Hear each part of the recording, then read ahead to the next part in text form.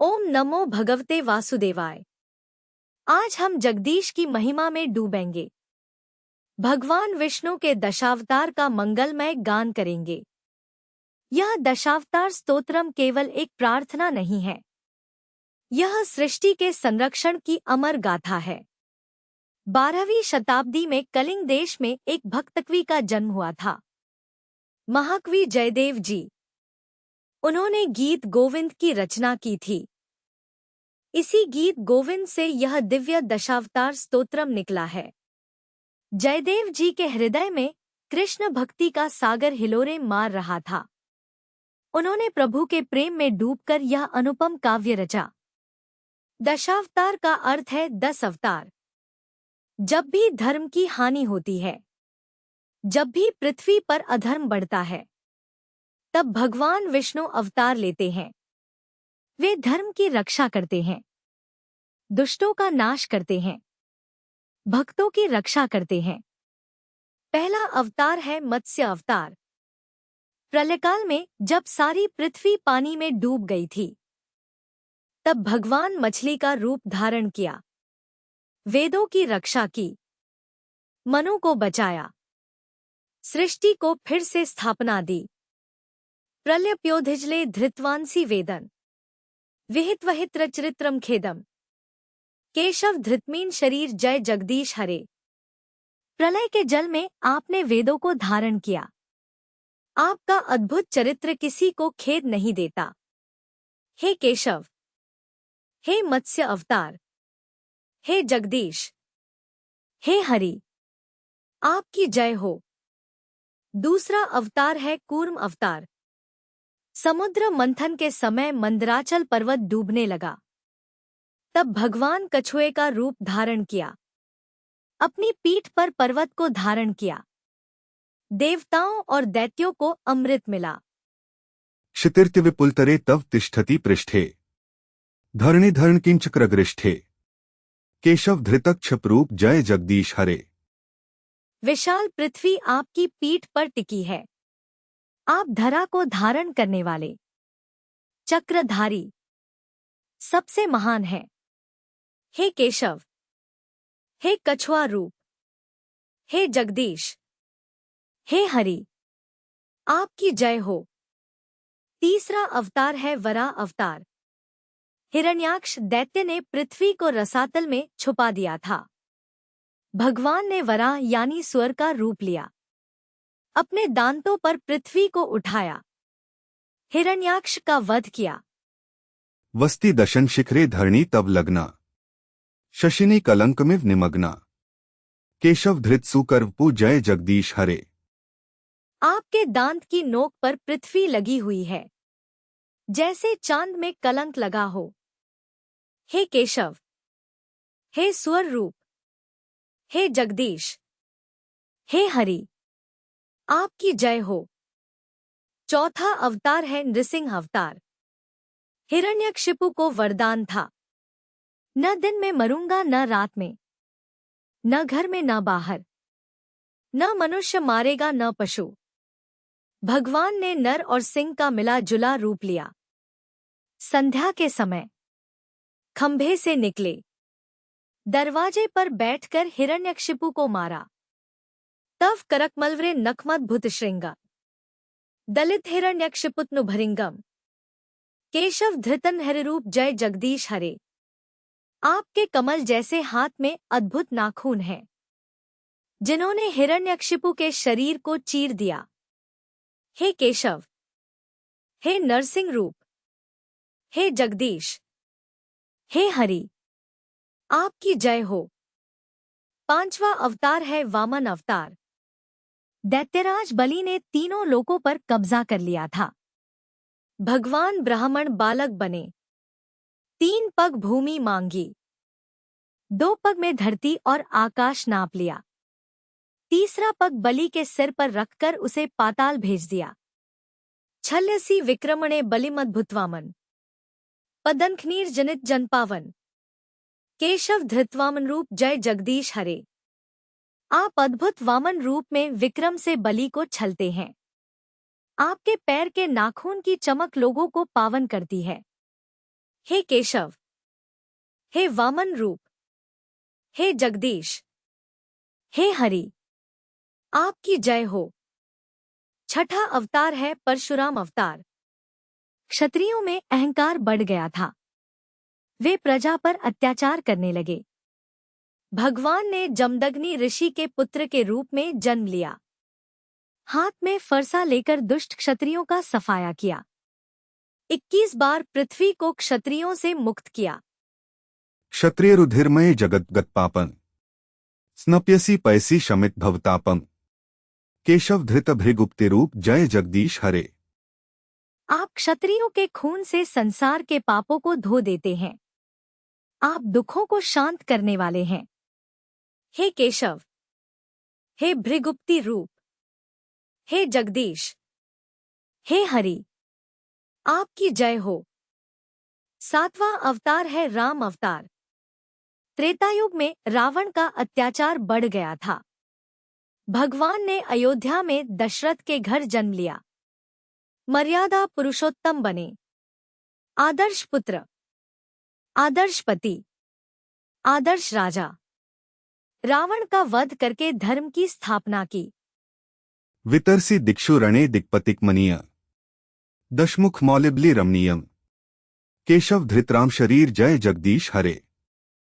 युद्ध में आप दिशाओं के स्वामियों को भी सुंदर लगते हैं। 10 मुख वाले रावण का सिर आपके लिए बलि बना।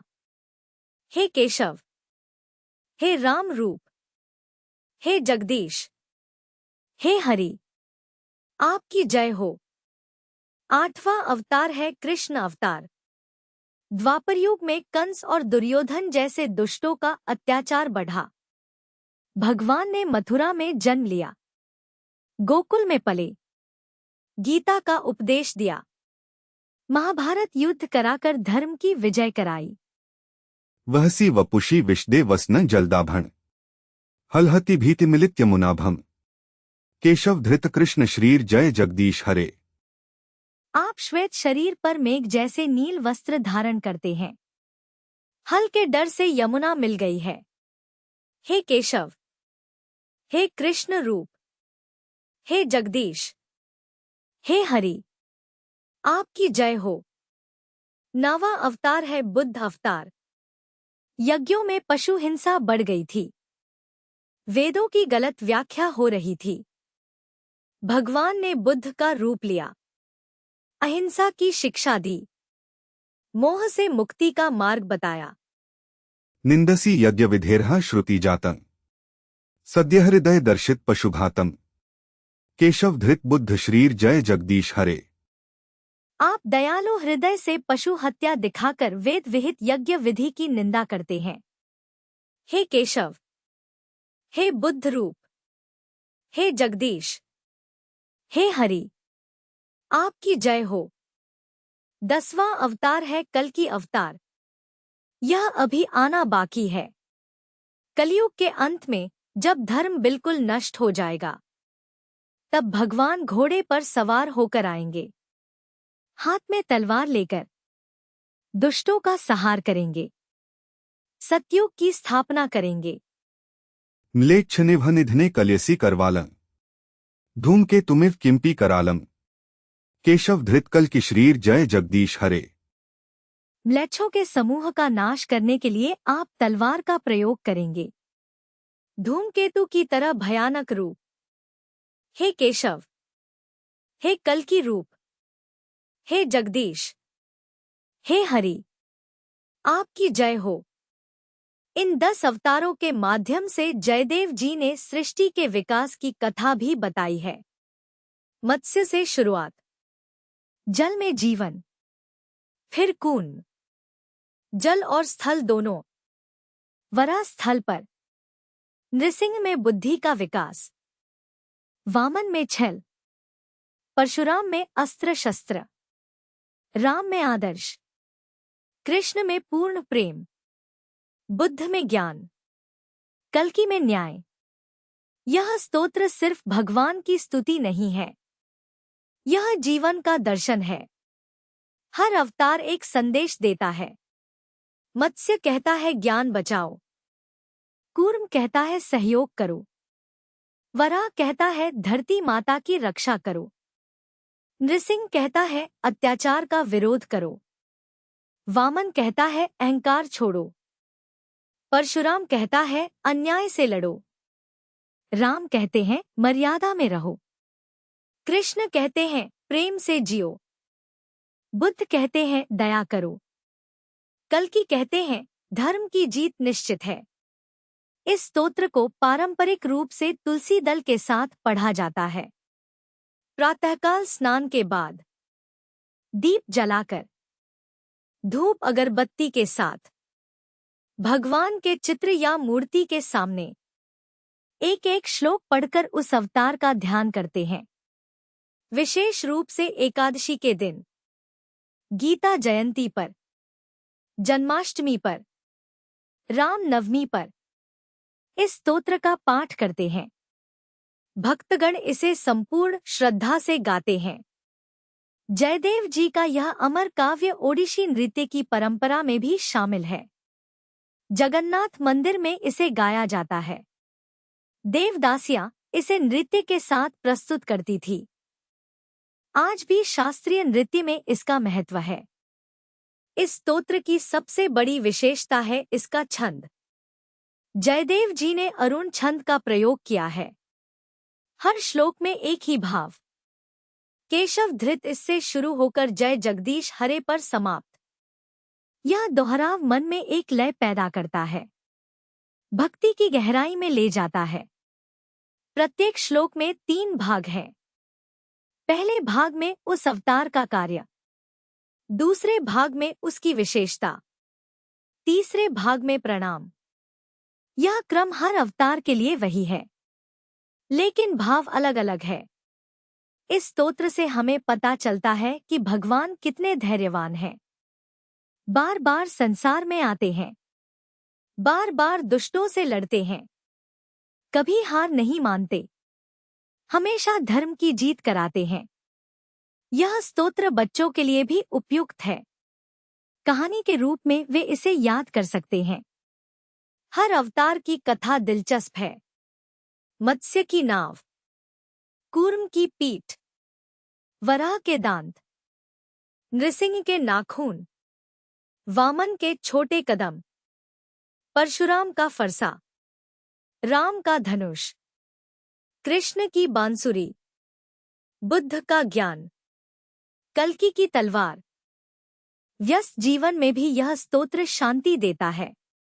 10 मिनट में पूरा हो जाता है, लेकिन मन को शुद्ध करता है। विष्णु भगवान की कृपा मिलती है, जीवन में सकारात्मक ऊर्जा आती है। दशावतार स्तोत्रम केवल प्राचीन कथाएं नहीं है, यह आज भी प्रासंगिक है। पर्यावरण का संकट हो या सामाजिक अन्याय, भगवान के अवतार हमें रास्ता दिखाते हैं। मत्स्य जल संरक्षण की बात करता है, वराह पृथ्वी बचाने की, नृसिंह न्याय की, राम आदर्श चरित्र की, कृष्ण निष्काम कर्म की। इस पावन स्तोत्र के माध्यम से हम भगवान विष्णु की महिमा का गान करते हैं, उनके असीम प्रेम को याद करते हैं, उनकी शरण में जाते हैं। भगवान विष्णु, संसार के पालनहार, और उनके प्रिय अवतार श्री कृष्ण आपके हृदय को प्रेम से भर दें, सभी कष्टों से आपकी रक्षा करें, धर्म के मार्ग पर आपका मार्गदर्शन करें।